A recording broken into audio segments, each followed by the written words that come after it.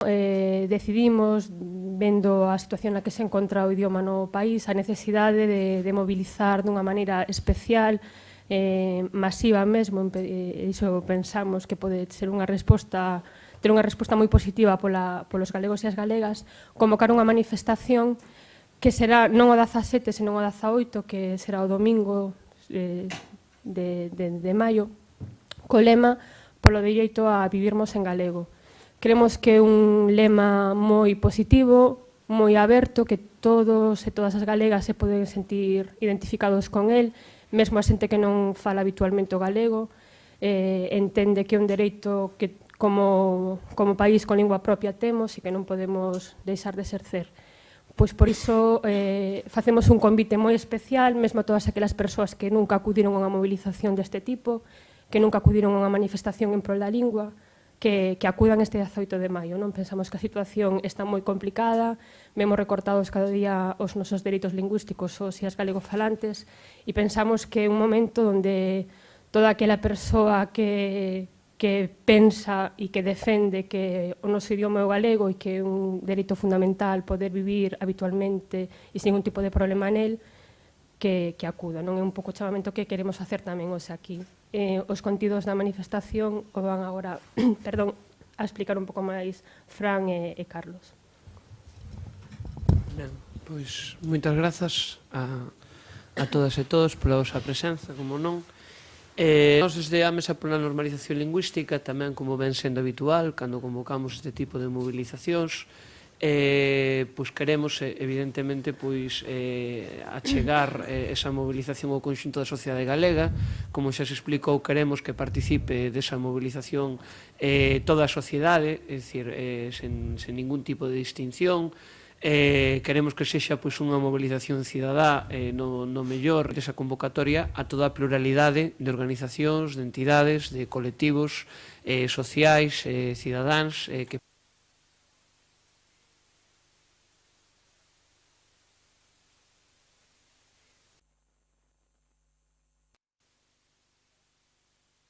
convidamos políticas, organizacións sindicais, organizacións culturais, organizacións veciñais, organizacións que se moven, por exemplo, no ámbito do ensino, nais e pais de alumnos,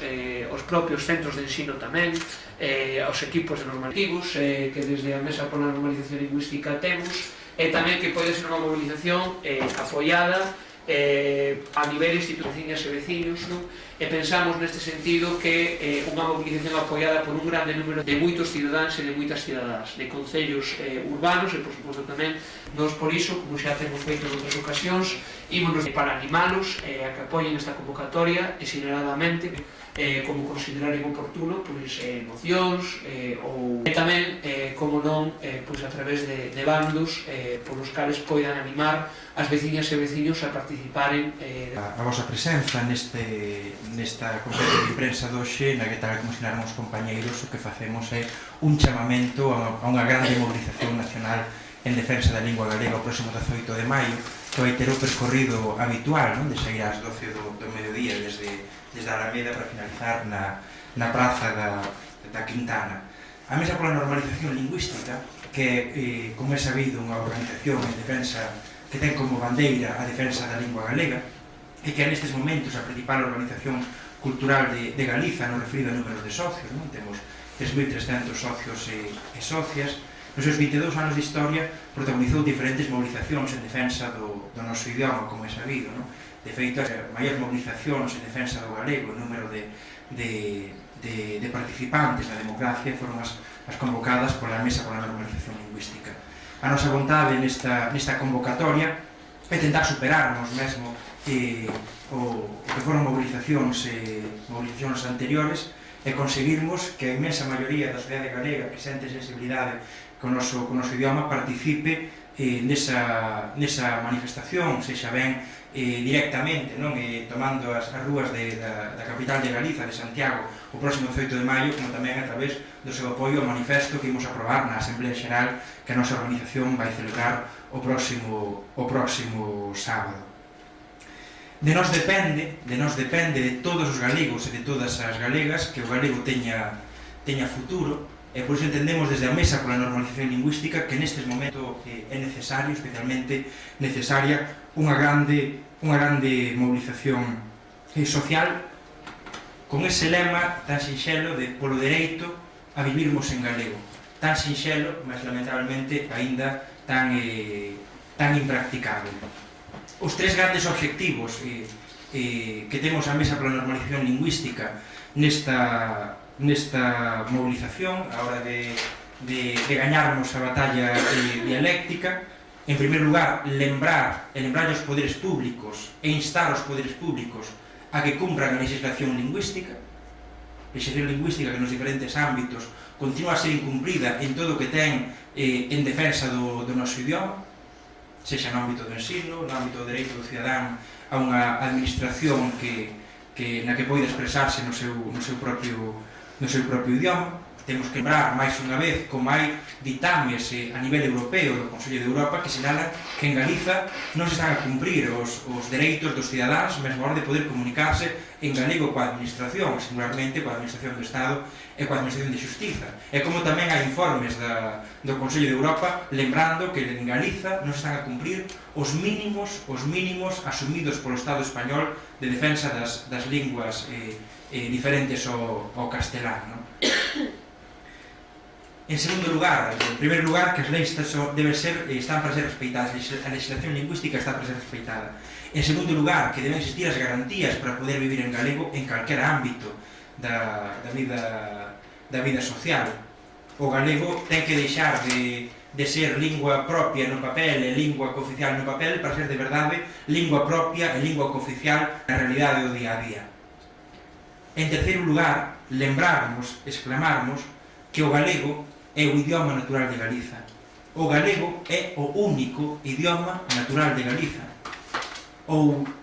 por usarmos os termos nos que o define o Estatuto de Autonomía, o galego é a única lingua propia de Galiza. Que compre recordalo cando hai un partido político con moita importancia no país e que moitas veces utiliza o Estatuto de Autonomía e a Constitución Española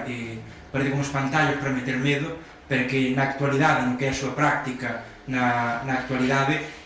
tenta negarlle ao galego ese reconhecemento de que é a única lingua que se creou en Galiza, a unha lingua propia e a lingua natural do noso país, tal e como establece ademais o propio Estatuto de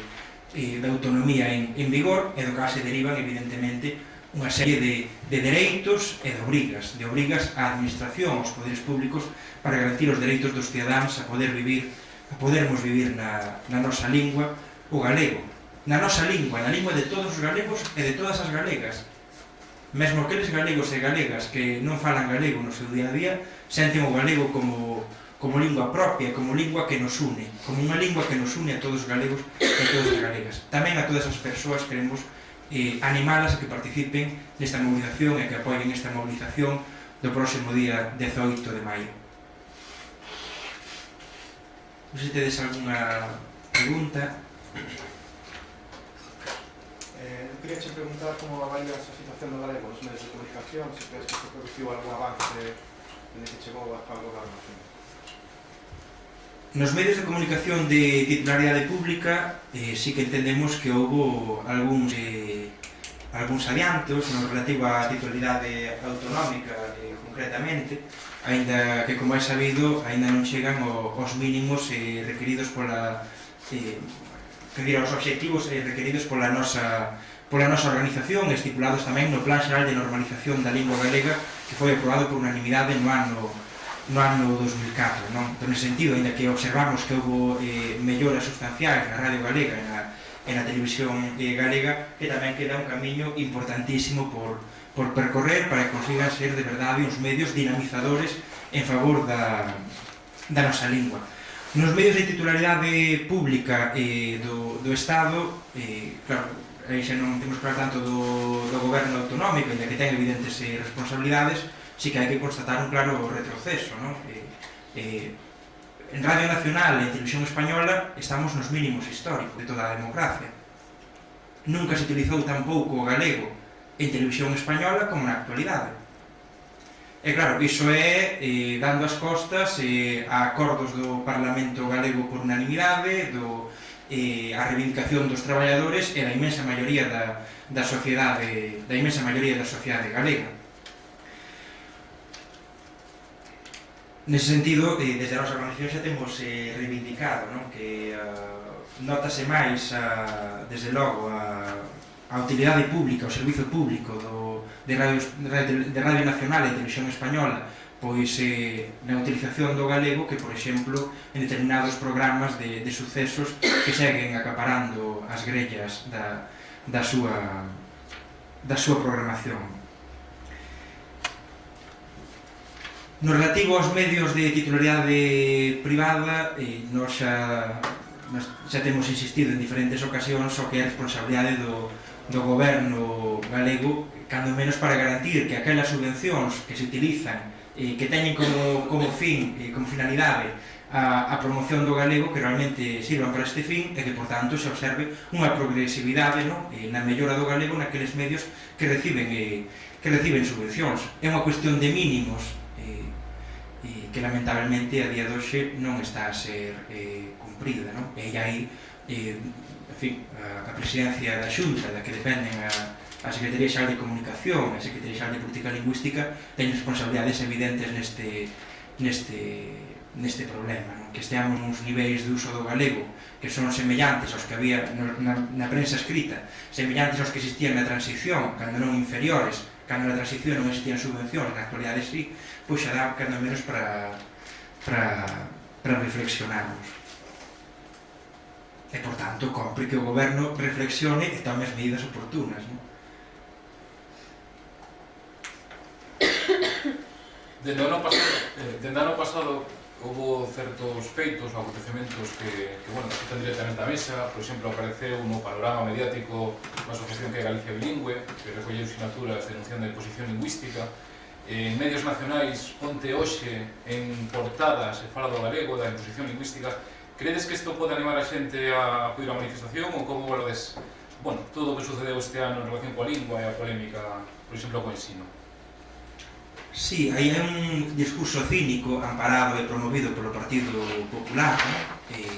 que efectivamente fala de imposicións do galego, cando non é xa que miremos os datos estatísticos para observar que o galego está nunha situación de serias dificultades. Calquera persoa que dé un paseo por calquera cidade, vila ou aldea de Galiza pode observar que non se pode vivir en galego. Calquera persoa que diga que realmente é unha imposición do galego, desde a Mesa para a Normalización Lingüística animamos a que tente vivir en galego durante 24 ou 48 horas. Pero vivir en galego non significa falar en galego somente coa xente próxima, significa tamén tentar utilizar o galego para calquer ámbito. Este é un problema coa enerxía eléctrica, pois que non se proíban desde a empresa fornecedora de enerxía eléctrica ou da empresa gasística utilizar o galego, como pasa na actualidade. Se tens que ir a acudir a un xulgado que non se proíban utilizar o galego, como acontece na actualidade, etc. Non hai ningún ámbito na vida social onde se garanta nin tan sequera o 50% como mínimo, no ensino, na administración, nos medios de comunicación, etc. Efectivamente, nós entendemos que é grave este discurso do Partido Popular, que é un discurso que atenta contra principios básicos de convivencia, e además que atenta e que rompe consensos existentes previamente no referido á defensa da lingua propia de Galiza. O que pasa é que realmente o que é a ruptura deses consensos é a posibilidade de que eses consensos se practiquen. O Partido Popular sempre votou a favor de leis, plans e proxectos en defensa do galego cunha condición na práctica, era que esas leis, eses proxectos, eses plans non se levasen á práctica. Monta unha escandaleira co novo decreto do ensino do galego, un decreto que regula que ao menos o 50% do ensino ten que ser na nosa lingua. Pero vemos como o Partido Popular, ali onde goberna, por exemplo, nas Baleares gobernando, promoveron un decreto que é prácticamente idéntico ao que agora en Galiza está en vigor. Ou, por exemplo, en Valencia podemos observar como en moitísimos institutos o catalán é lingua vehicular, pero curiosamente esas situacións non son reportadas nos medios de comunicación. Estamos falando dunha escandaleira cínica, simplemente nunha liña de tentar crispar, que en fin, que o Partido Popular leva practicado non só no ámbito da lingua, senón nos máis diferentes ámbitos da vida social, pois, con obxectivos partidarios e sen preocuparse de ser unha forza responsável e que consolide a convivencia. Pero claro, desde a Mesa para a Normalización Lingüística tamén observamos como desde o Partido Popular se crea unha escandaleira, un discurso cínico, pero tamén observamos con preocupación como, por exemplo, no referido ámbito do ensino, desde o Goberno galego, desde a Consellería de Educación, non se están a tomar as medidas para que ese decreto se aplique nos centros de ensino. Ou observamos como hai, por unha banda, a escandaleira cínica do Partido Popular sobre a política lingüística en Galiza, pero por outra banda, a Secretaría Xeral de Política Lingüística do Goberno, que depende directamente do presidente da Xunta, de Emilio Pérez Touriño, non funciona, non actúa. Ten unha liña continuista respecto do Partido Popular, non? E de cando o Partido Popular gobernaba. Entón, claro, nós aí o que queremos é dar un baño de realismo aos discursos sobre lingua que existen nestes momentos e reivindicarmos que de verdade se cumpran os consensos e as leis aprobadas en democracia.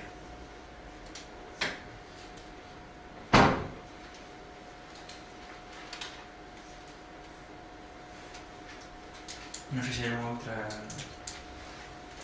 pregunta, prometo ser máis breve, vou pasar a falar. Pois moitas gracias, vamos a 18.